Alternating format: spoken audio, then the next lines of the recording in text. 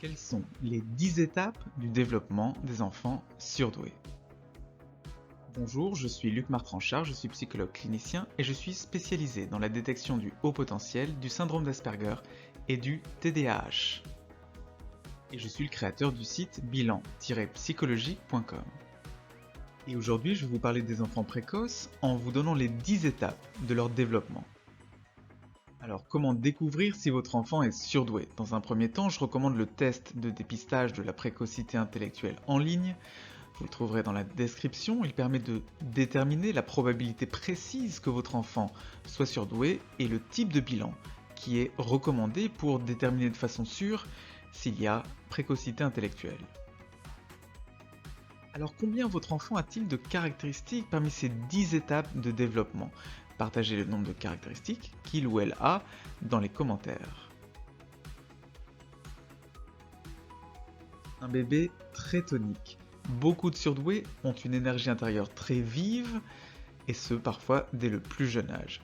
Ils ont été des bébés curieux de tout, très éveillés et scrutateurs. Un bébé petit dormeur. Dans le passé des adultes surdoués, on retrouve souvent un moindre besoin de sommeil, des bébés qui peuvent se contenter de nuits très courtes.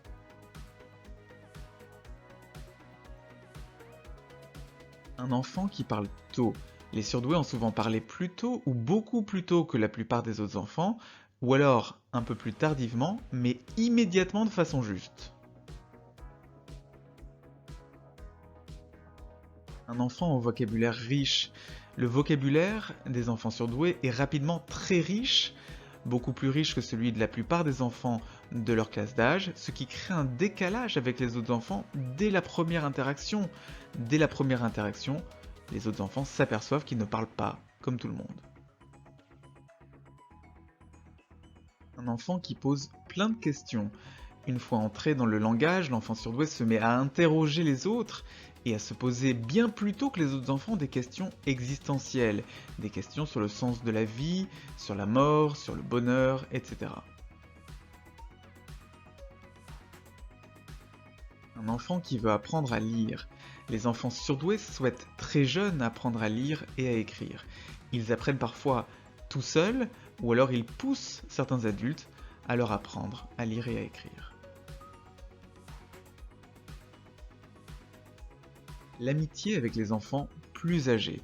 Du fait du décalage massif que crée le haut potentiel, décalage massif avec les autres enfants, ils recherchent la compagnie d'enfants beaucoup plus âgés, ou alors parfois beaucoup plus jeunes.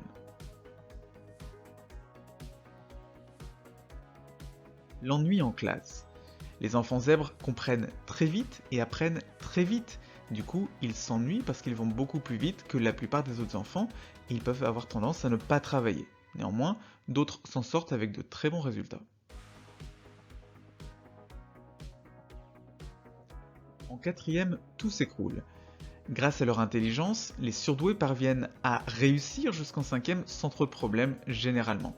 Mais à partir de la quatrième, ils peuvent avoir les bonnes réponses, mais ils ne savent pas forcément comment expliquer leurs réponses. L'orientation, un choix impossible. Dès 10 ans, les surdoués voudraient exercer tous les métiers possibles, et au lycée, le moment de l'orientation peut donc être très compliqué à vivre parce qu'il faut renoncer à tant de choix de carrière qu'ils ont imaginés pour eux-mêmes. Alors votre enfant est-il surdoué? Alors avoir vécu au moins 5 des 10 étapes que je viens d'évoquer est un signe de surdouance.